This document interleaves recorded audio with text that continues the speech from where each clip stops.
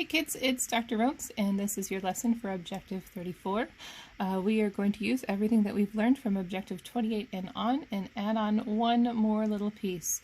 We are going to have equations that have expressions on both sides, or on a side that we're not as familiar with. So up to this point, we've only had one term on one of the sides. Now we're going to have something that looks a little bit more complicated. But it isn't really complicated, it's just one more thing that we're adding to all the other skills that by now you have already mastered. Just a disclaimer before we start, this is a great lesson for our class, for what we do, for kids who aren't in class, but it's not perfect and other math teachers might do it differently, and that's okay. This is just good for us. So let's do a little review. When you are solving an equation, you must have something on both sides of the equation. Okay, we compare solving an equation like keeping a teeter-totter balanced, right? You have to have a kid of an equal size on both sides to have that balanced out.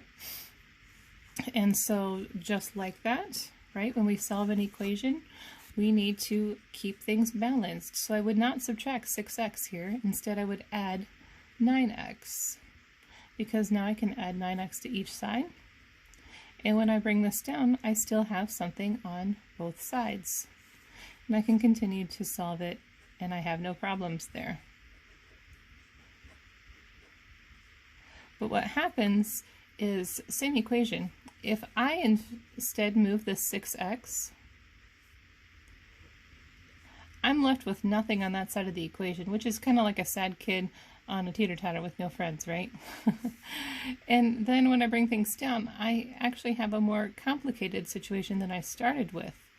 75 minus 15x equals space, nothing, yeah?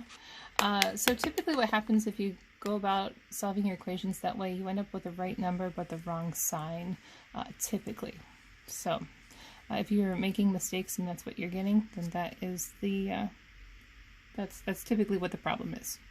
Now there's a few different ways that we can go about doing this. We can either collect the variables to the left and the constants to the right. People who do this like to do so because when they solve their equation by putting all the variables to the left and the constants to the right, when you get down to the very last line, you get x equals whatever your number is without having to flip the order. Some people prefer to move their variable so that it stays positive. And that could mean that you're moving the variable to the left or to the right. It doesn't matter as long as that variable is positive. So if you do it that way, you're never going to get a negative x equals some number. That's not going to happen. And the third option is just how I feel. Sometimes, just kind of wing it, and that's fine. Actually, as we go, you're going to be learning some strategies and some shortcuts, and you'll get to the point where you'll prefer one method over the other after you've practiced this a number of times. So we are going to practice these two different methods so you can kind of get a sense of what we're talking about here, and maybe you can form your opinion as to which method you prefer, or if you just want to be one of those that just wings it when you do your math problems, and that's fine too. I'm going to zoom in, or maybe I'm not. Okay. All right, so again, we're going to try to move our variables to the left and our constants to the right. Those are naked numbers. That's the slang for that. And it doesn't matter what order you do that in. So I could either add this 2x or subtract the 19. It doesn't matter. The order does not matter. So I get 9x and 19 equals 55. And then subtract over that 19. And hopefully these steps are becoming quite automatic for you. It's amazing how far you've come in such a short amount of time. You should be super proud of yourself. Okay. This is an example of bringing all of the variables to the left. So I had variables on the right, I brought them over. I had constants on the left, I brought them over. All right, let's do another one. Perhaps you could pause this video and see what you can do independently and then start it up again. Or not, you can go along with me. Okay. All right, this time I'm going to move the constants over first, just to show you that it doesn't really make a difference. Make sure that you are being quite careful with your addition and subtraction. It's a shame when you do all of these things correctly and the problem comes down to addition and subtraction. That's why we check our work when we're done. Okay, so when we do that, we get the solution here. Now what happens is, I'm going to show you this line here. When you do this, sometimes you get a negative variable, which is fine if you know to, for in this example, divide by a negative to get it by itself. But what could also happen is you could get something like, oh, negative x equals negative 12, right? And then you would have to flip the sign, flip the sign. Now, again, if that doesn't bother you, then that's fine. But if it does, then maybe this is not your process to follow. Okay, so that's one way to solve these more complicated equations. Now we are going to move the variable so that it always stays positive. We're going to look at the second method here. Okay, so what I mean by that is this.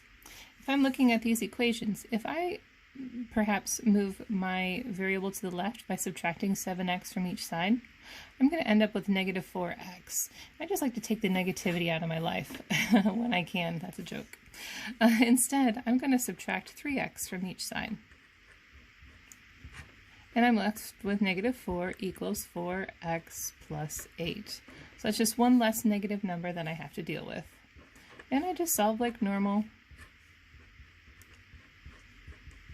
Whoops, that should just be negative 12. Looking ahead while I'm writing and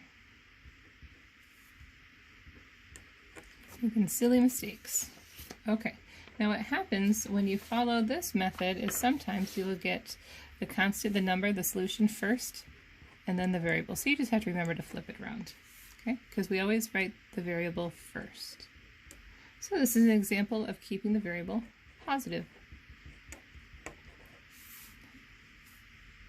All right, once again, I would like for you to attempt as much of this as possible ahead of time. Okay, trusting that you did that, let's keep going here. So I can either add 5x to both sides or add 3x to both sides. But I see that if I add 5x to both sides, I will end up with a positive 2x. If I add 3x to each side, I would have a negative 2x, and I just don't like dealing with that negativity. So I'm going to choose to add 5x to each side. Bring down what's left, be careful. Sometimes a negative comes with what's left. And then solve from here. I have to add 9 instead of 7 so that I have something on each side of the equation. And solve just like what we've been doing. And so you'll need to flip so that the variable comes first. And we must also be checking our work. So if x is 1, negative 5 ones is negative 5, minus 7 is negative 12. Negative 3 ones is negative 3, minus 9 is negative 12. That's what my circle on my math means, is that I've checked my work. I didn't do that over here. 3 negative 3s is negative 9, minus 4 is negative 13. 7 negative 3s is negative 21 plus 8. Yeah. Good. So that's what I can do to make sure that my answers are correct. Okay, so there's two different procedures. If you like one more than the other, then you can do whichever one you prefer. You can mix it up. I will not specify what you do as long as you get the correct answers consistently. So there. Okay, here comes a challenge for you. We are not going to add any new skills with this right now, okay? But we are going to have expressions now on both sides. So what you've done before would be something like this equals, say, 4x. It wouldn't have anything more complicated on the other side. But now we have crazy stuff on both sides. And so remember the order of solving these equations. You'll do distributive property first, then combining like terms, then addition, subtraction, multiplication, division, and then just make sure your answer's in the correct form. Yeah, and you check your work. So I do want you to pause this, even if you don't think you can do all of the problem. I want you to see how much of the problem you can do. Perhaps you can do some of the problem. So give me a pause and come back in a couple minutes. All right, guys, I hope that you actually did that and didn't just blast on through. I'll never know. All right, here we go. So parentheses say distributive property. So this is 4 groups of x plus 2. 4x, 4 groups of 2 is 8. And we do it again. Distributive property is fun. 3 groups of 2x plus 6. 3 groups of 2x is 6x. 3 groups of 6 is 18. And now I have stuff on both sides. Why don't I try the method where I'm bringing all the variables to the left? Let's do that. Because I like my answer to say x equals something. Bring down what's left, being careful that I'm doing right math while I am talking at the same time. It's not always great for me. Again, hopefully this is automatic for you. If not, you may have to go back to those previous lessons to get a little boost there. Okay, and I got x equals -5, and it came out nice with the variable on the left because that's what I did. I moved the variables to the left and the constants to the right. And I should make sure this is correct. -5 and 2 is -3 times 4 is -12. -5 times 2 is -10 plus 4 is plus 6 is -4 times 3 is -12. Okay, good. Also, if this lesson is going too quickly for you, you're in control. You can always pause. You can go back and rewatch things too. All right, here's another one. Hey, before we do this one, if you learned anything from the previous one that you can apply to this one, maybe pause it and see if you can get a little bit more than you had before. Using your brain helps you learn more than just copying down what this old lady's doing, right? Okay, this is 4 groups of 1 minus x, so 4 groups of 1 is 4.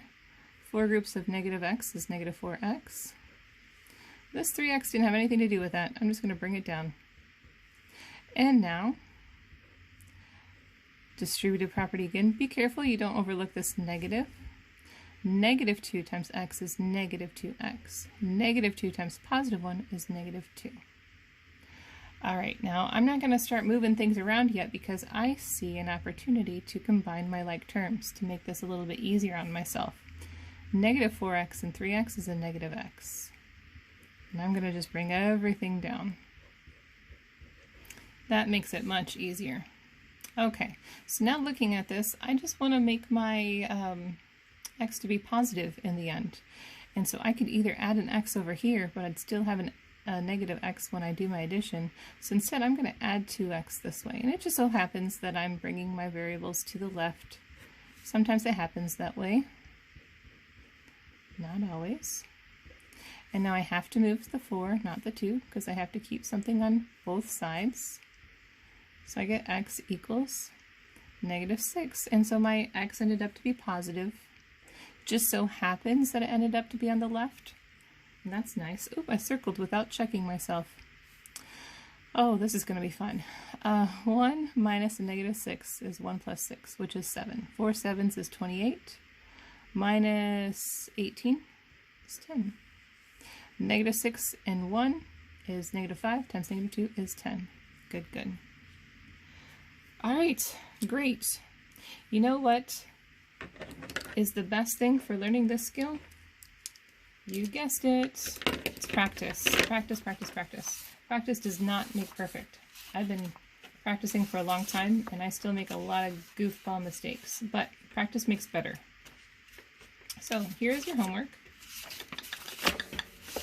Oh, I have 14 pages of stuff, and which one is the homework? I got it, I got it.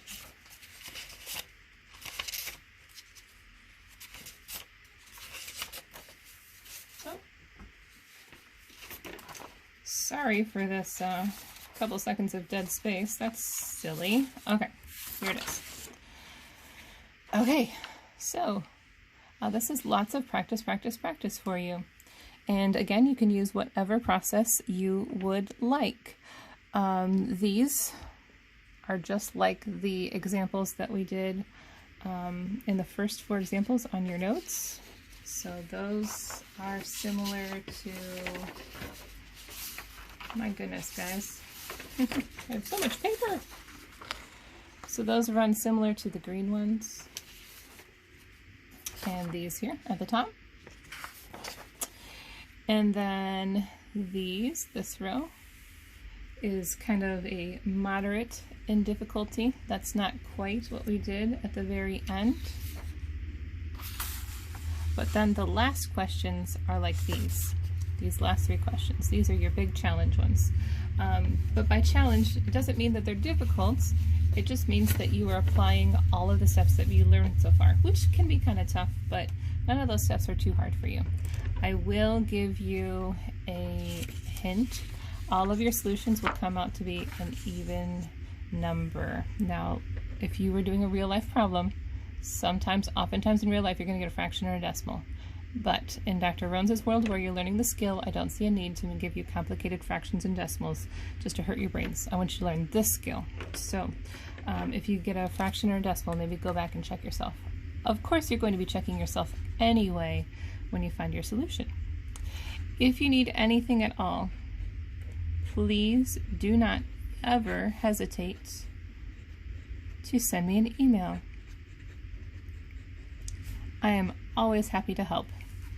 Okay? Alright guys, I hope you enjoyed this lesson. I do. I hope it's not just because I teach math. It really is fun for me. Hopefully you agree too. As you pick up and improve these skills, I think you're going to start to like it more and more.